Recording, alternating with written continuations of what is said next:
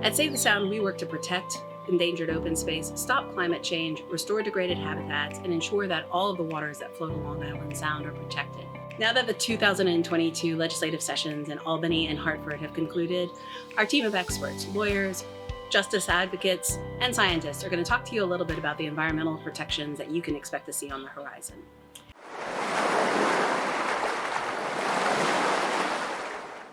Hi, I'm Alex Rodriguez, and I'm a climate advocate with Save the Sound.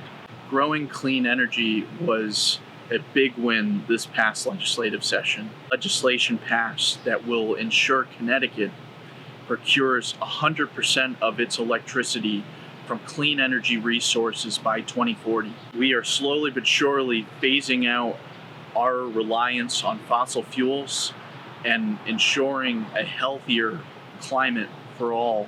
Hi, my name is Charles Rothenberger. I am the climate and energy attorney at Save the Sound. Since we have some buses in the background, probably best to start with the transportation bill, which will ramp up the number of electric, medium, and heavy-duty vehicles in the state to 100%. That bill also requires the state to have 100% electric light-duty vehicle fleet by 2030 and 100% electric school bus fleet by 2040. My name is Bill Lucy. I'm the Long Island Sound Keeper. One of the biggest pieces of legislation that we were working on was revamping the Wetlands Protection Act that New York has. What the new changes to the law created was you're going to have this live map with all the protected wetlands. They dropped the acreage down to around 7 acres from 12. The wetlands are so important for capturing that flood water and creating wildlife habitat and sucking out nutrients and toxins from stormwater in the rivers. My name is Katie Friedman, and I'm the New York Ecological Restoration Program Manager. New York State's budget passed in April, and that included a historic $4.2 billion for the Environmental Bond Act, where we'll have increased funding for climate change resiliency measures, flood mitigation, land conservation, and water quality improvements, not to mention all of the green jobs that this will help support. Hi, my name is Karen Bernaska, and I am the Water Projects Coordinator at Save the Sound. One of the successes this legislative session was the approval of $15 million for the state's Open Space and Watershed Land Acquisition Matching Grant Program. These OSWA funds are awarded to municipalities, land trusts, and water companies to help them preserve open space and watershed land.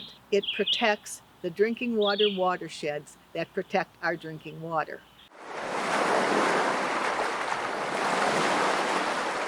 My name is Chris Kelly, and I'm the Peter B. Cooper Legal Fellow at Save the Sound. We have plenty of unfinished business at the legislature. But most importantly, over the last 2 years, I've been working with our team on an environmental justice bill. It would empower the state of Connecticut to deny applications for polluting facilities in our most vulnerable communities. This means denying fossil fuel power plants, waste incinerators, landfills, and other types of facilities that hurt people's health and their environment.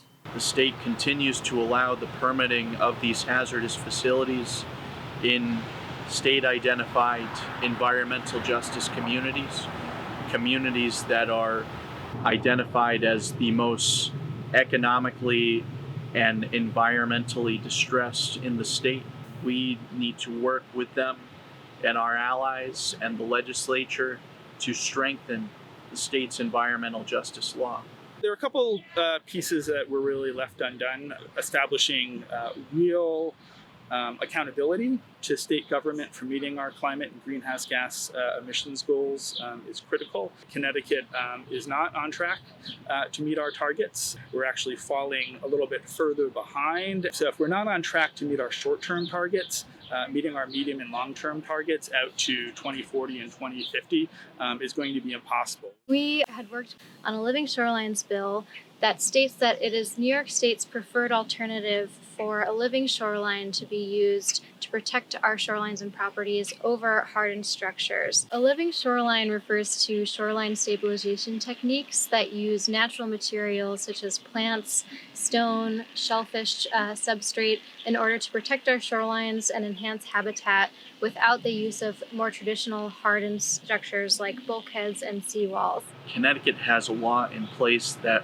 prohibits residents from buying electric vehicles from manufacturers. We've been working for years to correct this.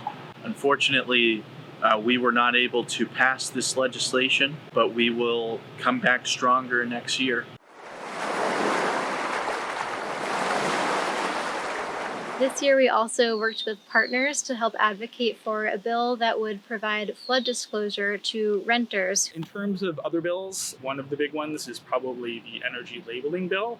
Forage fish bill, Shared clean energy facilities, intentional release of balloons, zero emission vehicle charging infrastructure, the formation of an aquatic invasive species department, The Green Snow Pro program, climate change teaching in public schools, the styrofoam ban, the testing of new private wells. chlorpyrifos and neonicotide pesticide ban. As you can see, we're working on a lot of issues behind the scenes, issues that matter to you in your backyard. Because after all, Long Island Sound is your backyard.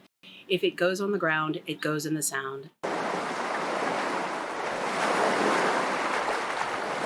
As an essential part of our team, we hope that you will follow our communications and make your voices heard at the legislature. There are opportunities to weigh in during public hearings and public testimony on bills. All of that testimony is heard and evaluated and has an impact. we can go a long way together. Please keep an eye out on the November ballot to support the Bond Act. Donations of any size are incredibly valuable. You are an essential part of this process. We could not have done all we had this past legislative session without your help. Thank you very much. If you have questions for any of the advocates in this video, or any questions about the work that Save the Sound does, please email us at info@savethesound.org. We're working to protect every inch of the watershed in New York and Connecticut. The Sound needs your help, so won't you join us?